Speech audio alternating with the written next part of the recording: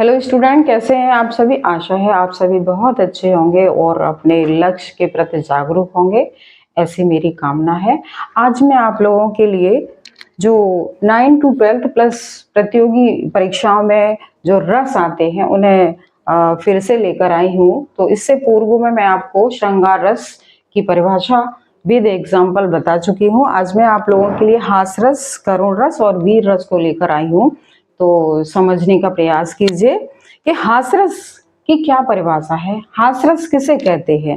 किसी व्यक्ति की विकृत वेशभूषा अथवा चाल ढाल को देखकर हमारे मन में जो हास यानी हंसी, हास नामक स्थायी भाव उत्पन्न होता है, उसे हम क्या कहते हैं? हास्यरस कहते हैं। और दूसरी परिभाषा हम क्या कह सकते हैं कि भाव विभाव अनुभाव और संचारी भाव के माध्यम से जो हंसी नामक स्थायी भाव उत्पन्न होता है उसे हम हास्य रस कहते हैं। क्या कहते हैं? उसे हम हास्य रस कहते हैं। जैसे उदाहरण आप देख लीजिए कि शीश पर गंगा सोहे भुजन भुजंगा सोहे, हास ही को दंगा भयो नंगा के ब्याह में।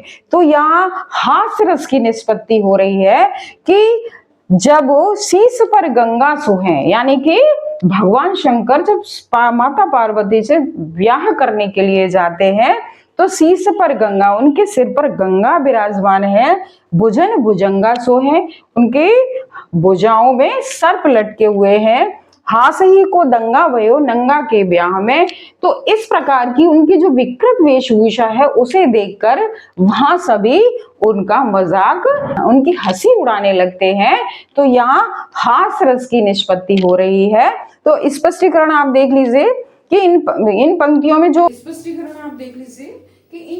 में जो महादेव है वो आलंबन है और इनकी जो विलक्षण वेशभूषा है यानी विकृत वेशभूषा है वह उद्दीपन है और हंसना जो है उनका अनुभाव है। किसका हंसना? वहां की जो स्त्रियां हैं, वहां के जो लोग हैं, वहां के पुरुष हैं, उनका हंसना जो अनुभाव है और जो उनकी निंदा की जा रही है वो संचारी भाव की निष्पत्ति करती है। अब हम जानेंगे कि करुण रस किसे कहते हैं। तो किसी प्रिय व्यक्ति या वस्तु यानी किसी व्यक्ति या वस्तु के अनिष्ट होने पर यानी नष्ट हो जाने पर हमारे मन में जो शोक नामक स्थायी भाव उत्पन्न हो या शोक नामक स्थायी भाव की निष्पत्ति हो तो उसे हम क्या कहते हैं? करुण रस कहते हैं। और दूसरी परिभाषा हम ऐसे भी कह सकते हैं कि भाव विभाव अनुभाव और संचारी भाव के माध्यम से जो शोक नामक स्थायी भाव उत्पन्न हो उसे हम करुण रस कहते हैं। उदाहरण, मण खाए भुजंग सी जननी, फनसा पटक रही थी शीश, अंधी आज बनाकर मुझको, किया न्याय तुमने जगदीश। तो ये उस समय का दृश्य है जब राजा दशरथ शिकार करने के लिए जाते हैं और गलती से उनका जो तीर है वो किसके लग जाता है? श्रवण कुमार के लगकर वो घायल हो जाते हैं और उसके बाद उनकी जो मृत्यु हो जाती है और वो जल लेकर के श्रवण कुमार के माता पिता के पास जल लेकर जाते हैं। तो उस समय फिर श्रवण कुमार के माता पिता उन्हें क्या देते हैं? श्राप दे देते हैं। तो अब यहाँ देखिए, श्रवण कुमार कौन है? आलंबन है, माता पिता आश्रय हैं और क्रोध में जो कटु वचन अनुभाव है फिर वो क्या करते हैं? कटु वचन कहते हैं यानी श्राप दे देते हैं। कटु वचन अनुभाव है और जो विषाद है वे संचारी। विषाद माने दुख, गहरा दुख, जो वो क्या है? वो संचारी भाव है। तो इस तरह से यहाँ करुण रस की निष्पत्ति हो रही है। अब इसके बाद है वीर रस। वीर रस किसे कहते हैं? कि शत्रु के उत्कर्ष को मिटाने, धर्म उद्धार करने, दीनों की दुर्दशा सुधारने आदि से जो उत्साह नामक स्थायी भाव जागृत हो उसे क्या कहते हैं? वीर रस कहते हैं। या हम ऐसे भी कह सकते हैं भाव विभाव अनुभाव और संचारी भाव के माध्यम से जो उत्साह नामक स्थायी भाव उत्पन्न हो उसे हम क्या कहते हैं? उसे वीर रस कहते हैं। या हम ऐसे भी कह सकते हैं, किसी कविता, कहानी अथवा नाटक को पढ़कर हमारे मन में जो क्या उत्साह नामक स्थायी भाव उत्पन्न हो, उसे हम वीर रस कहते हैं। उदाहरण, साज चतुरंग सैन्य अंग में उमंग धर सरजा शिवाजी जंग जीतन चलत है।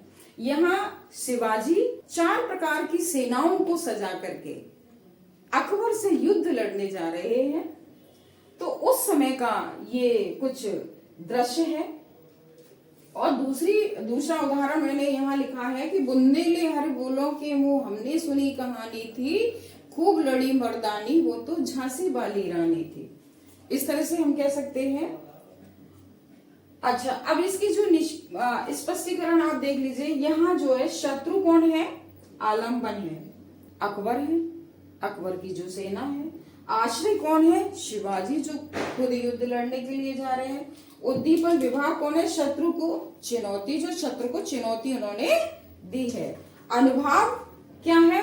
आक्रमण करना अनुभाव है। और संचारी भाव क्या है? कि उनके अंदर जो उग्रता है, वो आवेश है, युद्ध करने के लिए जो आवेश है वो किसकी निष्पत्ति करता है? संचारी भाव की निष्पत्ति करता है।